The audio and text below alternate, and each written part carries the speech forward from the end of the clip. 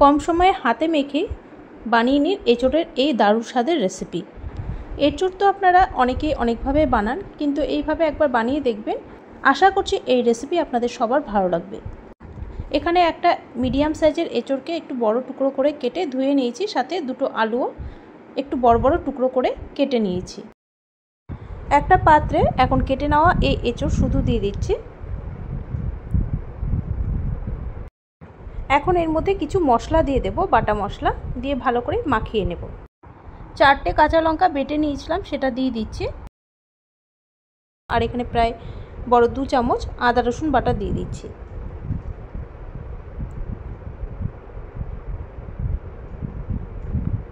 এখন এর মধ্যে দিয়ে দেব কুচনো পেঁয়াজ। তো এখানে ঝিরিঝিরি করে পেঁয়াজ কেটে রেখেছিলাম দুটো, পেঁয়াজগুলো দিয়ে দিলাম। সাথে একটা বড় সাইজের টমেটো দিয়ে দেব। টমেটোটাকেও একটু লম্বা করে কেটে নিয়েছি। দিয়ে দিচ্ছি এর মধ্যে ছোট 1 চামচ লঙ্কার গুঁড়ো। আপনারা কাশ্মীরি লঙ্কার গুঁড়োও দিতে পারেন, এতে কিন্তু কালারটাও ভালো আসবে, ঝালটাও কম হবে। দিয়ে দিচ্ছি ছোট 1 চামচ হলুদ গুঁড়ো, আর দিয়ে দিচ্ছি ছোট 2 চামচ লবণ। এখানে লবণ আপনাদের স্বাদ অনুযায়ী দিয়ে দেবেন। এবার দিয়ে দিচ্ছি প্রায় বড় 3 চামচ সরষের তেল। এঁচোড় রান্না করলে আমরা সাধারণত এঁচোড় সেদ্ধ করেই রান্না করি, কিন্তু এইভাবে কাঁচা এঁচোড়ই যদি মশলার সাথে ভালো করে মাখিয়ে একদম মাংসের মতো করে রান্না করা যায়, স্বাদটা কিন্তু খুব ভালো আসে। তো সমস্ত মশলা দিয়ে ভালো করে মেখে নিলাম এঁচোড়ের সাথে। এবার খুব বেশি না, 10 মিনিট এটা আমি রেখে দিচ্ছি, যাতে মশলাগুলো এঁচোড়ের মধ্যে একটু ঢুকে যায়। আপনারা রেস্টে না রেখেও রান্নাটা বসিয়ে দিতে পারেন। তো 10 মিনিট হয়ে গেছে, এখন রান্নাটা বসিয়ে দেব। কড়াইতে দিয়ে দিচ্ছি প্রায় বড় 2 চামচ সরষের তেল। তেলটা গরম হলে দিয়ে দিচ্ছি এর মধ্যে একটা শুকনো লঙ্কা, দিয়ে দিচ্ছি একটা তেজপাতা আর অল্প গোটা জিরে। ফোড়ন একটু ভেজে নিয়ে এখন এর মধ্যে পেঁয়াজ দিয়ে দেব। দুটো কাঁচা পেঁয়াজ এঁচোড়ের সাথে ভালো করে মাখিয়ে নিয়েছিলাম, আর এখন দিয়ে দিচ্ছি আরও দুটো পেঁয়াজ। তো ঝিরিঝিরি করে কেটে নিয়েছিলাম। পেঁয়াজটাকে একটু ভেজে নিতে হবে। পেঁয়াজটা যখন হালকা ভাজা হয়ে যাবে, খুব বেশি না, হালকা একটু ভাজবো 2-3 মিনিট, তারপর এর মধ্যে দিয়ে দেব কেটে নেওয়া আলু। পেঁয়াজের সাথে আলু 2-3 মিনিট একটু ভেজে নেব। আলু পেঁয়াজের সাথে একটু ভেজে নিচ্ছি। আপনারা চাইলে এঁচোড় আলু একসাথে দিয়ে মশলা দিয়ে ভালো করে মেখে বসিয়ে দিতে পারেন। পেঁয়াজটা একটু ভেজে নিয়ে এবার আলু দিয়ে দিচ্ছি। আলুটা খুব বেশি না, 2-3 মিনিট ভেজে নেব। দিয়ে দিচ্ছি সামান্য লবণ আর সামান্য হলুদ। ঢাকা আর দিচ্ছি না, ঢাকা ছাড়াই পেঁয়াজের সাথে আলুগুলো একটু ভেজে নিচ্ছি। হালকা যখন আলু একটু ভাজা হয়ে আসবে, তখন এর মধ্যে মশলার সাথে মেখে নেওয়া এঁচোড় দিয়ে দেবো। এঁচোড় আমি 10 মিনিট রেখেছিলাম। এখন এর মধ্যে মশলার সাথে মাখিয়ে নেওয়া এঁচোড় দিয়ে ঢাকা দিয়ে রান্নাটা এখন করে নেব। তো এখন দিয়ে দিচ্ছি। এইভাবে রান্না করলে সময়টাও কিন্তু অনেকটা কম লাগে, কারণ এঁচোড়টা আমরা আলাদা করে আর সেদ্ধ করছি না, একবারেই মশলার সাথে মেখে বসিয়ে দিচ্ছি। তো ভালো করে একটু নাড়াচাড়া করে লো টু মিডিয়াম ফ্লেমে ঢাকা দিয়ে রাখবো।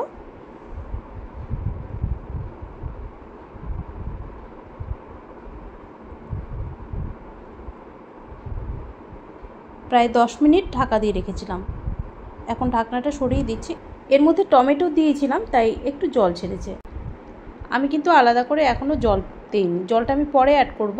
এইভাবেই মাংসের মতো করে এঁচোড় আলুটাকে কষিয়ে নেব। তো এখনও কিন্তু পুরো সেদ্ধ হয়নি, আমি নাড়াচাড়া করে আবারও ঢাকা দিয়ে দিচ্ছি। ঢাকা দিয়েই রান্নাটা করে নিতে হবে, আর মাঝের মধ্যে অবশ্যই ঢাকনা খুলে নাড়াচাড়া করে নিতে হবে। আবারও ঢাকা দিয়ে দিচ্ছি। তো এখন ঢাকনাটা আবারও সরিয়ে নিচ্ছি, আর যতটুকু জল ছেড়েছিল সেটা কিন্তু পুরো শুকিয়ে গেছে। এখন গ্যাসের ফ্লেম মিডিয়ামে রেখে একটু কষিয়ে নেব। এইভাবে একবার রান্না করে দেখতে পারেন, খুব ভালো হয় খেতে। আর এর মধ্যে আমি আলাদা করে জিরের গুঁড়ো ধনের গুঁড়োটা দিলাম না। জিরের গুঁড়ো ধনের গুঁড়ো ছাড়াই রান্না করে দেখবেন, এর স্বাদটা কিন্তু একদমই অন্যরকম আসে।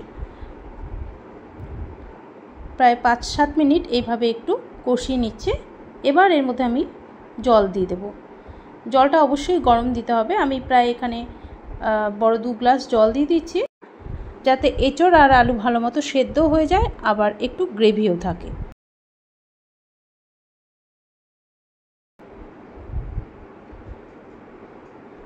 জল দিয়ে নাড়াচাড়া করে আবারও কিছুক্ষণ ঢাকা দিয়ে রান্না করে নেব, যতক্ষণ না পর্যন্ত আলু আর এঁচড় ভালো মতো সেদ্ধ হয়ে যাচ্ছে। তো একদম গ্যাসের ফ্লেমটা কমিয়ে রাখলাম, কমিয়ে ঢাকা দিয়ে দিলাম। প্রায় 7-8 মিনিট এইভাবেই ঢাকা দিয়ে রেখেছিলাম।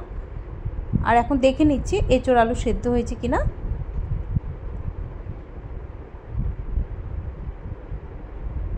আলু এঁচড় কিন্তু ভালো মতো সেদ্ধ হয়ে গেছে, আমি দেখে নিলাম। এইভাবে একবার রান্না করে দেখতে পারেন, খেতে কিন্তু খুব ভালো হয়। আর আপনারা হয়তো ভাবতে পারেন যে আলাদা করে সেদ্ধ করলাম না বলে হয়তো খেতে ভালো লাগবে না, কিন্তু এইভাবে এঁচড় যদি কাঁচাই মশলার সাথে মাখিয়ে রান্নাটা করা যায়, এতে কিন্তু সময়টা একটু কমই লাগে, কারণ আলাদা করে সেদ্ধ আর করতে হচ্ছে না। এবার সব শেষে এর মধ্যে আমি দিয়ে দিচ্ছি প্রায় বড় 1 চামচ বাটা গরম মশলা, 3টে ছোটো এলাচ, 2টো দারচিনির টুকরো আর 3-4টে লবঙ্গ একসাথে বেটে নিয়েছিলাম। গুঁড়ো গরম মশলার থেকে বাটা গরম মশলা দিলে কিন্তু টেস্টটা খুব ভালো আসে, তাই বাটা গরম মশলা দিলাম।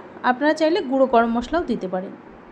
এর মধ্যে অল্প ঘি আর অল্প চিনিও অ্যাড করতে পারেন। নাড়াচাড়া করে গ্যাস অফ করে ঢাকা দিয়ে কিছুক্ষণ রেখে দিচ্ছি। ভালো মতো তো সেদ্ধ হয়েই গেছে, তবে ভাপে ভাপে আরও একটু সেদ্ধ হয়ে যাবে। তারপর এটা নামিয়ে নেব।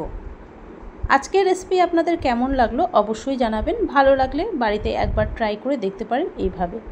আশা করছি বাড়ির সবার এটা ভালো লাগবে। আর রেসিপি যদি ভালো লাগে তাহলে প্লিজ লাইক ও শেয়ার করতে ভুলবেন না। সাথে চ্যানেলটি অবশ্যই সাবস্ক্রাইব করে রাখবেন, কারণ আমি কোনো নতুন ভিডিও দিলে তা সবার আগে আপনাদের কাছেই পৌঁছে যাবে।